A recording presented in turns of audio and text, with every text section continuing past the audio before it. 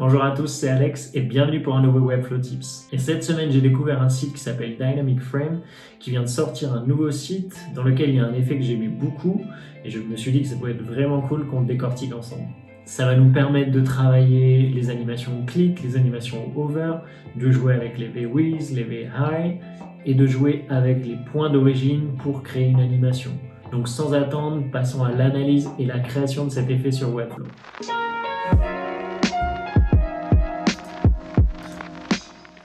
Donc là, on peut voir qu'il y a un jeu de position en fait des divs quand elles s'ouvrent.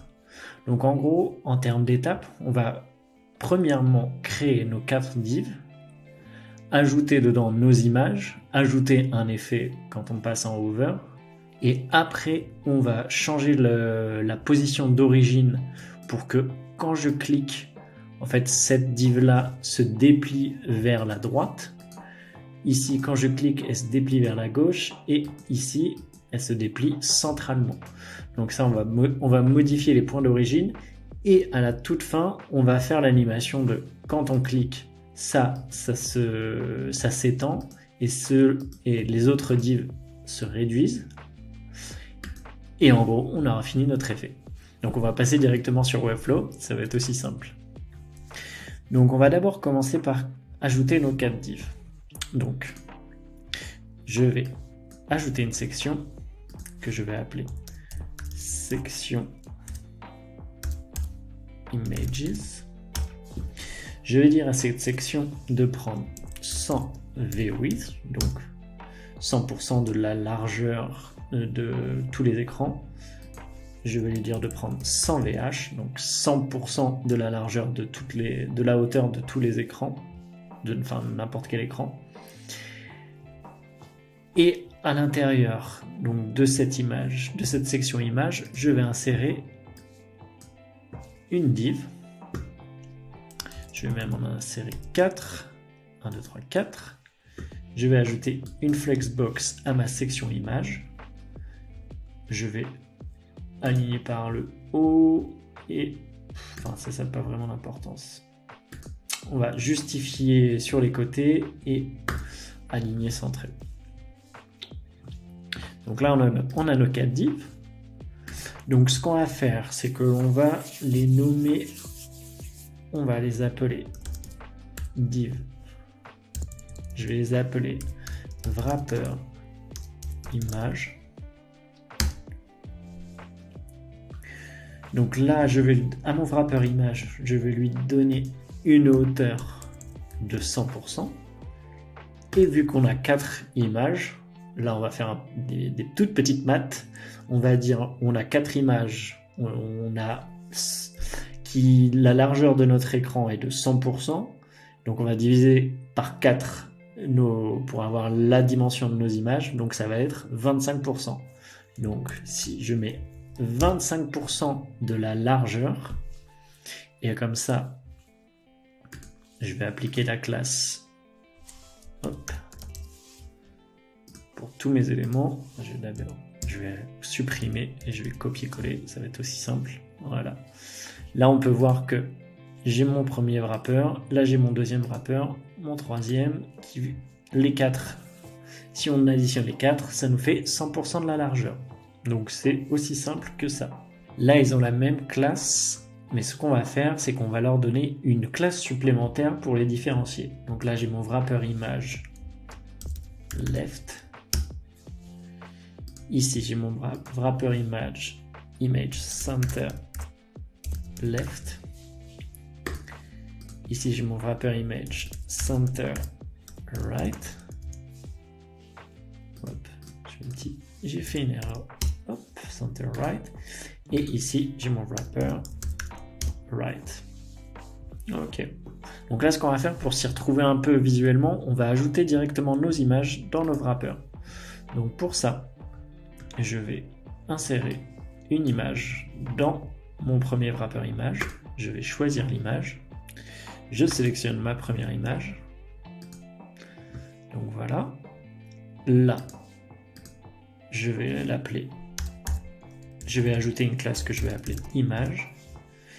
Et ici, je vais lui dire, tu prends 100% de la largeur et 100% de la hauteur. Et je mets évidemment, je fit en cover pour pas avoir de déformation de l'image. Et on peut voir que sur tous les écrans, il n'y a pas de problème de déformation d'image. Et là, je vais venir ajouter ma div image sur les 4 sections et je vais changer l'image.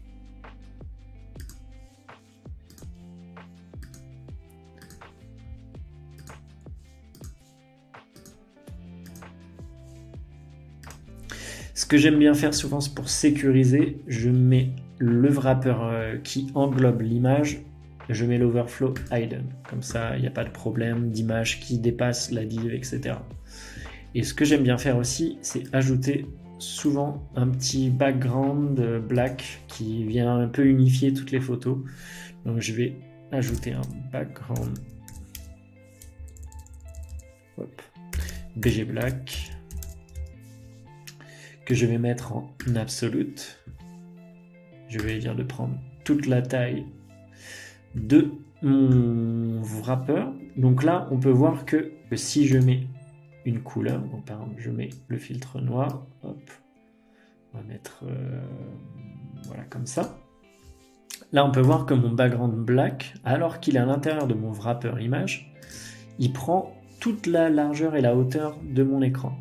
Et ça, en fait, c'est parce que en position absolue, vu que j'ai pas défini de position relative au wrapper image, en fait, il prend la position absolue relative au body. Donc là, si je prends mon wrapper image et que je lui ajoute une position, donc là, je vais sélectionner important, je sélectionne le wrapper image, comme ça, ça sélectionne, ça va s'appliquer sur tous. Je lui ajoute une position relative. Et là, si je retourne sur mon background, sur mon BG Black, on peut voir que maintenant mon BG Black est relatif à mon wrapper image. Donc là, je vais ajouter mon background sur tous les éléments. Parfait. Peut-être réduire un petit peu la transparence. Hop, merde. On va réduire la transparence un peu. Je vais juste changer cette image-là, parce qu'elle me perturbe un peu, on n'arrive pas trop à comprendre ce qui se passe. Donc je vais ajouter une nouvelle image. Là voilà, c'est mieux, on comprend mieux ce qui se passe. Donc là déjà, ce qu'on peut faire, c'est d'ajouter un petit effet de hover quand on passe sur nos images. Donc pour ça, je sélectionne mon wrapper image. Je vais lui ajouter un petit hover effect sur la classe wrapper image et pas wrapper image left. Comme ça, ça va s'appliquer directement à toute la classe, à tous les éléments qui ont la classe wrapper image. Donc nos quatre divs. Donc pour ça, je vais commencer une animation que je vais appeler over img in parce que c'est l'intro de cette animation. Je vais sélectionner mon image, je vais lui ajouter un effet de scale, je vais lui dire qu'en position initiale, l'image est à 1.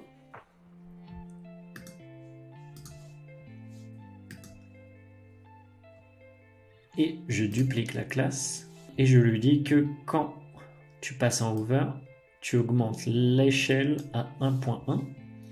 On va lui faire une durée de 0.7. On va lui ajouter une petite courbe d'animation. Voilà. Ok. Donc là, on peut voir qu'on a l'anime, mais comme on a vu, ça déborde. Et pourquoi on a ça? On voit que ça déborde parce que le overflow, donc le overflow est hidden, je l'ai fait sur mon wrapper image left et non sur mon wrapper image. Donc je reviens sur mon wrapper image. Je mets l'overflow et là, on peut voir que ça marche. Donc là, on va retourner sur notre animation et on va aller l'affiner parce que là, je trouve qu'elle est un peu grossière. Donc, en termes de délai, on peut raccourcir un petit peu, 0.5 et on va faire à 1.03. Voyons voir. Ouais, c'est pas mal, c'est léger. Parfait. On peut voir aussi que quand on passe en Over, il y a une petite interférence en fait. L'image, le background a l'air de passer en dessous de nos images. Donc on va définir une position à 3, un z-index à 3, et pour nos images, on va lui mettre un z-index à 0. Comme ça, on va éviter toute interférence. Donc là, la première partie de notre animation sur le wrapper image est faite. Il nous reste juste à faire l'animation quand on quitte en over out. Donc là, je duplique mon over image in. Je lui enlève l'animation. Comme ça, on a juste le retour au statut d'origine. Et on décoche juste le set as a initial start parce qu'on l'a déjà défini sur la première animation. Donc là, je clique. Ah, j'ai oublié de déjà nommer out.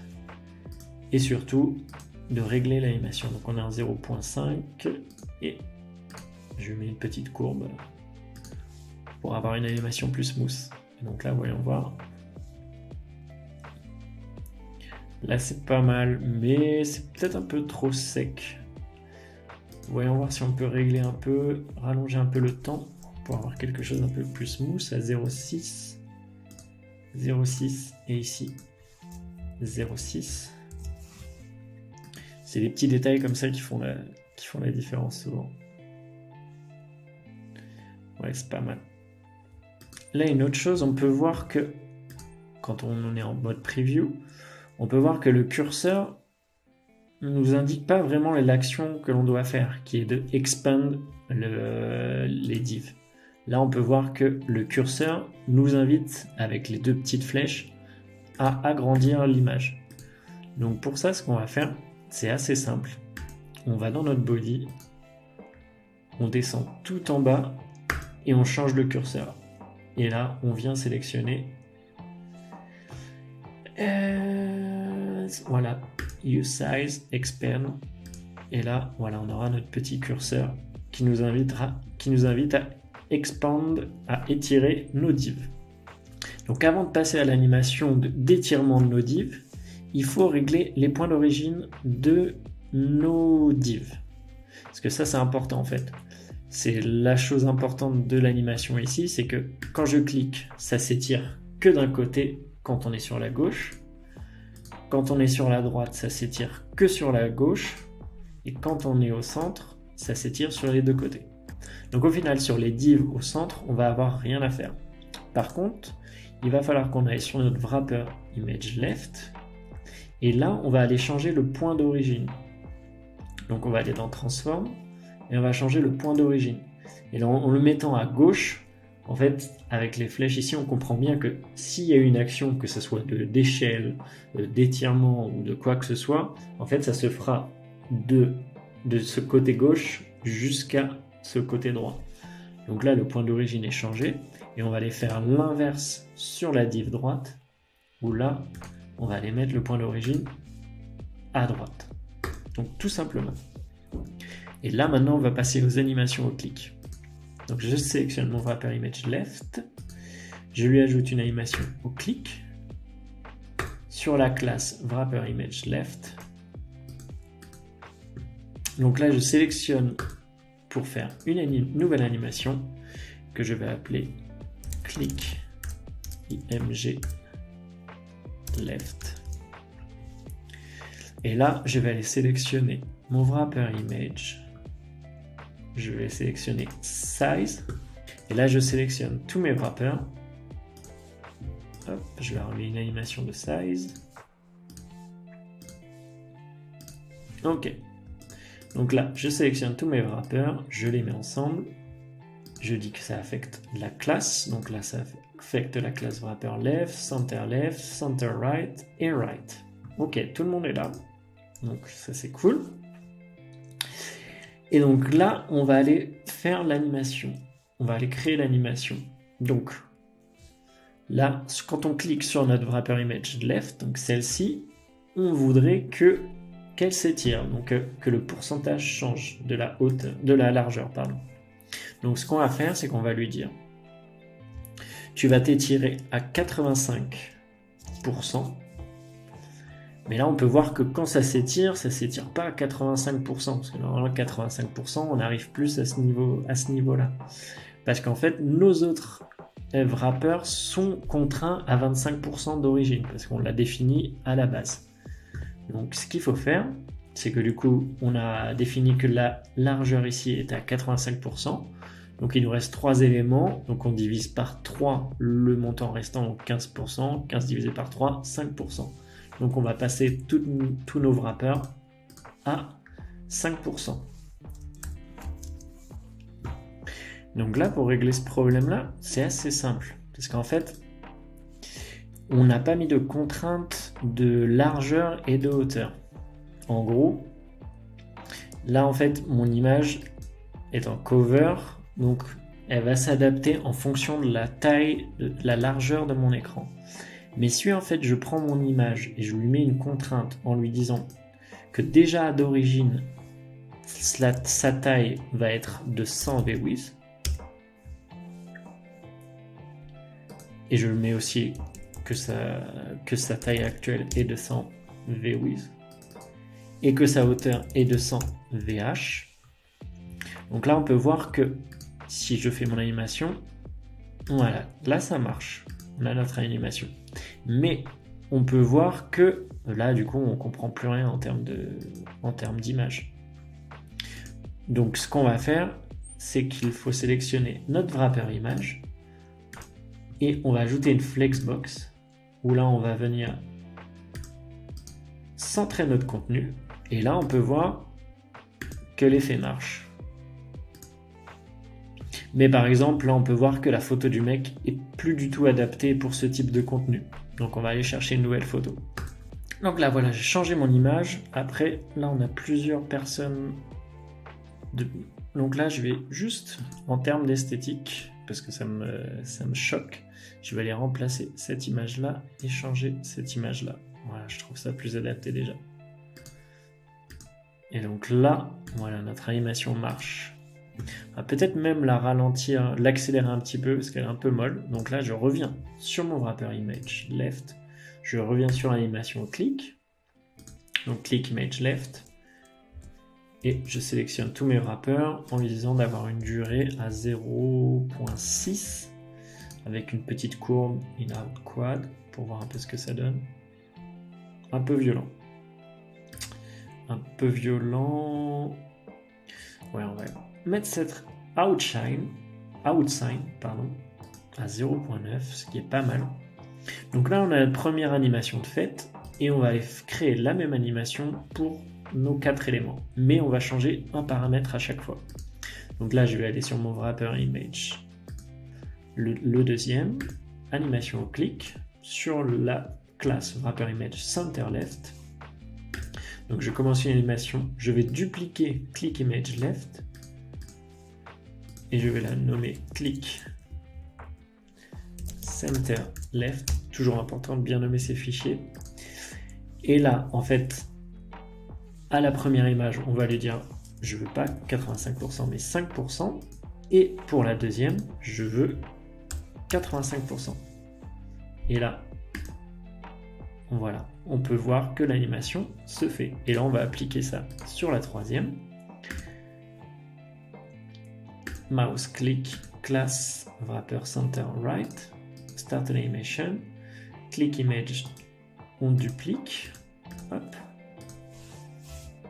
On va l'appeler click center right. Ici, je sélectionne mon deuxième wrapper image center left que je remets à 5%. Je sélectionne center right que je mets à 85%. Et voilà. Et il nous reste à le faire sur le dernier. Clic sur la classe wrapper image right. Je sélectionne l'animation, je duplique. Et je l'appelle click image right. Et sur mon image right, je mets 85%. Et sur la troisième, je la remets à 5%. Je clique. Et là, normalement,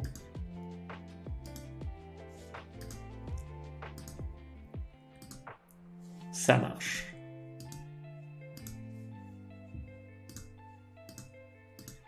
Donc voilà, au final, c'était pas si compliqué. Il fallait juste décomposer les mouvements et on a réussi à reproduire l'effet. Après ça, on peut le pimper, le customiser comme on veut. On peut rajouter des titres à l'intérieur de nos blocs, etc. Après, c'est à chacun de s'amuser, de pimper la chose comme il le souhaite. Mais le crédit revient d'origine à Dynamic Frame, qui du coup a fait un super taf de design. Encore merci d'avoir regardé cet épisode. Vous êtes de plus en plus nombreux sur la chaîne, donc c'est trop cool. Vous pouvez aussi cloner le projet sur mon profil Webflow, donc n'hésitez pas à aller faire un tour là-bas et cloner ce projet-là, mais aussi les précédents Webflow Tips. Ils sont dispo, il y a les vidéos bien évidemment dispo sur la chaîne. Donc encore merci et je vous dis à la semaine prochaine pour un nouvel épisode. Ciao!